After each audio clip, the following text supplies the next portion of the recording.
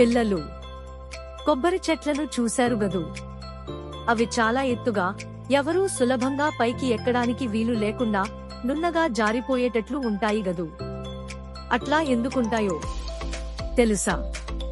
ఒకప్పుడు కొబ్బరి చెట్టు కూడా చాలా లావుగా అన్ని చెట్లలాగే భూమికి దగ్గరగా ఉండి చేయెత్తితే చాలు కాయలు అందుతా ఉండేవంట. ఆ చెట్టు చాలా చాలా మంచిదంట. అడవిలోని జంతువులన్నీ దాని చుట్టూ తిరుగుతా కబుర్లాడుతా ఉండేవి. వాటి పిల్లలు వచ్చినప్పుడు కొబ్బరి చెట్టు మట్టలు కిందకు వంచి వాటిని మీదకు ఎక్కించుకునేది.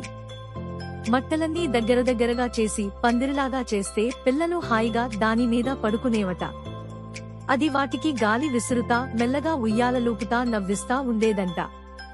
ఎప్పుడైనా ఏవైనా జంతువులు దాని లేతకాయలు తెంపడానికి వస్తే వద్దమ్మా, పచ్చివి తెంపొద్దండి, అవి తెంపుతా ఉంటే ప్రాణం గిజగిజలాడిపోతా ఉంటాది, శరీరంలోంచి ఒక భాగం కోసేసినంత నొప్పిగా ఉంటాది.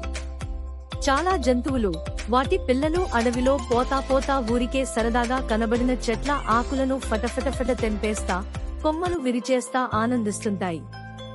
మీ సరదా మాకెంత బాధగా ఉంటుందో అర్థం చేసుకోరు. ఎవరైనా పోతా పోతా ఊరికే మీ నెత్తి మీద టపీమని కొట్టిపోతే మీకెట్లుంటాది? మీకు అంతగా కావలిస్తే పండి రాలిపోవడానికి సిద్ధంగా ఉన్న ఎండుకాయలు తీసుకోండి. పీచు వలచుకొని కొబ్బరి తిని హాయిగా చల్లని నీళ్లు తాగండి, నాకేం బాధగా ఉండదు అని చెప్పింది. దాంతో జంతువులు కూడా ఏవీ దాని కాయలు తెంపి బాధ పెట్టేవి కావు. ఒకసారి ఒక గుర్రం పిల్ల, ఏనుగు పిల్ల ఆ చెట్టు కిందకు వచ్చాయి. చిరునవ్వులు నవ్వుతా పైకి ఎక్కుతామన్నాయి. సరేనని ఆ కొబ్బరి చెట్టు వాటిని ఎక్కించుకుంది.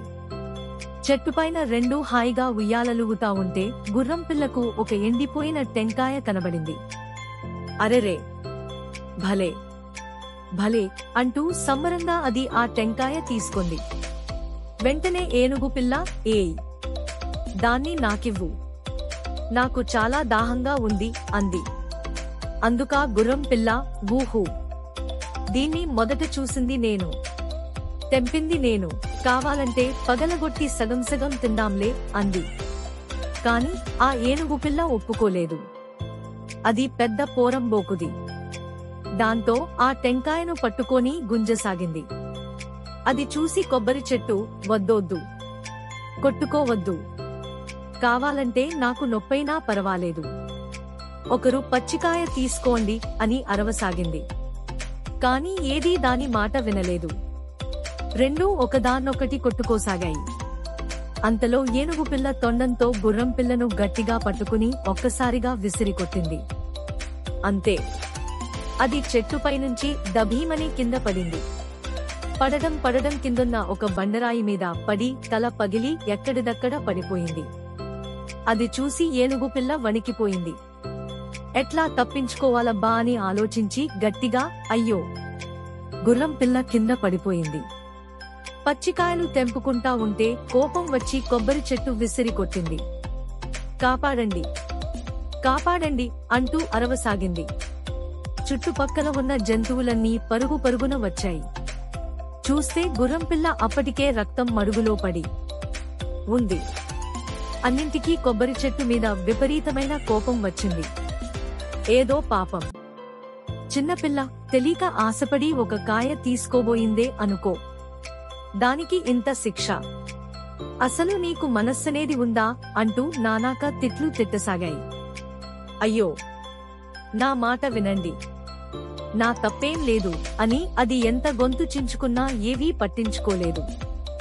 అంతలో పులి గట్టిగా గాండ్రిస్తూ, పాపం, ఒక్క కాయకే ఇంత చేసినావు గదా, అసలు నీకు ఇప్పుడు ఒక్క కాయగాని ఒక్క కొబ్బరి మట్టగాని లేకుండా చేస్తాం, అప్పుడేం చేస్తావో చూస్తాం అంటూ గట్టిగా అరిచింది.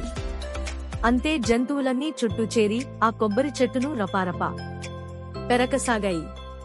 పాపం కొబ్బరి చెట్టుకు ఏం చేయాలనో తోచలేదు. వాళ్ళ నుంచి ఎట్లా తప్పించుకోవాలనో తోచలేదు. చివరికి తన బలమంతా ఉపయోగించి వాళ్లకు అందకుండా నేల మీద నుంచి ఒక్కొక్క అడుగే పెరగసాగింది. అది అట్లా ఒక అడుగు పెరిగినప్పుడల్లా దానికి చుట్టూ ఒక గీత ఏర్పడసాగింది. దాని లావు తగ్గి సన్నగా మారసాగింది. కానీ జంతువులు దాన్ని వదలలేదు. కట్టెలు తీసుకొచ్చి కొట్టసాగాయి. దాంతో అది కట్టెలకు కూడా అందకుండా పెరిగింది. దాంతో జంతువులకు ఇంకా కోపం వచ్చి రాళ్లు తీసుకొని విసరసాగాయి. దాంతో అది రాళ్లకు కూడా అందకుండా మరింత పెరుగుతా పోయింది. అట్లా పెరుగుతున్న కొద్దీ సన్నగా, నున్నగా ఎవరూ ఎక్కకుండా సర్రున జారిపోయేలా తయారయింది. జంతువులన్నీ కోపంతో దాని చుట్టూ చేరి గట్టిగా ఊపసాగాయి. దాంతో అంత పైనుంచి ఒక కాయ ఊడి దభీమని ఆ గుర్రంపిల్ల పక్కన పడింది. పడడం తప్పుమని 2 ముక్కలుగా చీలి దానిలోని నీళ్లు ఎగిరి గుర్రంపిల్ల ముఖం మీద పడ్డాయి. దాంతో దానికి మెలకువ వచ్చింది. అది చూసిన జంతువులన్నీ కొబ్బరి చెట్టును వదిలేసి గుర్రంపిల్ల చుట్టూ చేరాయి. ఎలా ఉంది? బాగుందా? దెబ్బలేమైనా తగిలాయా? నొప్పిగా ఉందా? అంటూ అన్నీ ఒకదాని మీద ఒకటి అడగసాగాయి. గుర్రంపిల్లకు వాటి మాటలేవీ చెవికెక్కడం లేదు. ఆశ్చర్యంగా కళ్ళు పెద్దవి చేసుకుని కొబ్బరి చెట్టునే చూస్తా, ఏమైంది? ఇది ఇట్లా అందనంత ఎత్తుకి ఎట్లా ఎదిగిపోయింది అంది. దానికి జంతువులు జరిగిందంతా చెప్పాయి. ఆ మాటలకు గుర్రంపిల్ల విలవిలలాడిపోతా, అరెరే, ఎంత పని చేశారు! ఆ కొబ్బరి చెట్టంటే అడవిలోని పిల్లలకంతా ఎంతిష్టమో తెలుసా? మమ్మల్నందర్నీ అమ్మలాగా మీదికెక్కించుకుని ఉయ్యాలలూపేది. పడుకోబెట్టి ఎండ తగలకుండా ఆకులు కప్పి నాన్నలాగా చల్లని గాలి విసిరేది. స్నేహితునిలాగా తియ్యని కొబ్బరినిచ్చి చల్లని నీళ్లను పంచేది. అట్లాంటి అందమైన మనసున్న చెట్టును ఏ తప్పు చేయకుండా బాధ పెట్టారా అంటూ జరిగిందంతా చెప్పింది. ఆ మాటలకు జంతువులన్నీ కళ్ళనీళ్లు పెట్టుకున్నాయి. అరెరే, ఏమాత్రం ఆలోచించకుండా కొబ్బరి చెట్టును ఎంత బాధ పెట్టాము అనుకుంటా దానివైపు తిరిగి, మిత్రమా, పొరపాటయింది. మా తప్పును మన్నించు. నువ్వు మరలా ఎప్పటిలా మామూలుగా మారిపో. ఇకపై నిన్ను కంటికి రెప్పలా కాపాడుకుంటాం. దీనికంతా కారణం ఈ దొంగదే.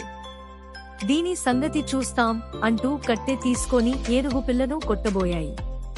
ఆయన అంతలో కొబ్బరి చెట్టు, వద్దొద్దు మిత్రులారా, ఆగండి. అది చిన్నపిల్ల. భయంతో పిల్లలు అట్లా అబద్ధం చెప్పడం మామూలే. కానీ మీ వివేకం ఏమైంది?